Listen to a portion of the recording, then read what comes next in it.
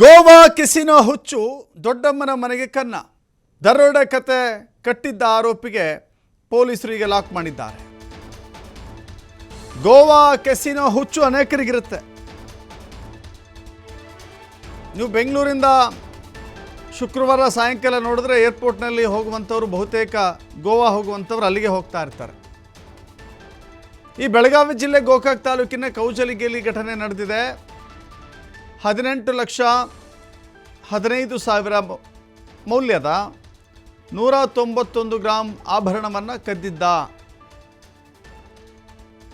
ಕದ್ದಿರುವ ವ್ಯಕ್ತಿಯ ಹೆಸರು ಲೋಕೇಶ್ ದಳವಾಯಿ, 24 ವರ್ಷ ಅಷ್ಟೇ. ಇನ್ನು ಚಿನ್ನವನ್ನು ಕದ್ದಿದ್ದ. ಚಿನ್ನವನ್ನು ಕದ್ದು ಸ್ಮಶಾನದ ಮರದ ಕೆಳಗೆ ಹೂತಿಟ್ಟಿದ್ದ. ಬಳಿಕ ಮನೆಗೆ ಬಂದು ಕಟ್ಟುಕತೆಯನ್ನು ಕಟ್ಟಿದ್ದ ಆರೋಪಿ.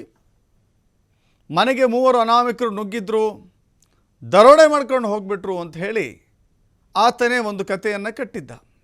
ನನ್ನ ಕಣ್ಣಿಗೆ ಖಾರದ ಪುಡಿಯನ್ನು ಎರಚಿ ಕೈಗೆ ಗಾಯ ಆಗಿದೆ ಅಂತ ಬ್ಯಾಂಡೇಜ್ ಬೇರೆ ಸುತ್ತಕೊಂಡಿದ್ದ. ಆದರೆ ಕುಲಗೋಡು ಪೊಲೀಸರು ತನಿಖೆ ಮಾಡಿದ ನಂತರದಲ್ಲಿ ಪಾರ್ವತಿ ಅಂದರೆ ದೊಡ್ಡಮ್ಮ ಪಾರ್ವತಿ ಹಳ್ಳೂರು ಆಕೆಯ ಆಭರಣವನ್ನು ಇವನೇ ಕದ್ದಿದ್ದಾನೆ ಅಂತ ಇದೀಗ ಪೊಲೀಸರು ಪತ್ತೆ ಹಚ್ಚಿದ್ದಾರೆ. ಅವನನ್ನು ಅರೆಸ್ಟ್ ಮಾಡಿದ್ದಾರೆ.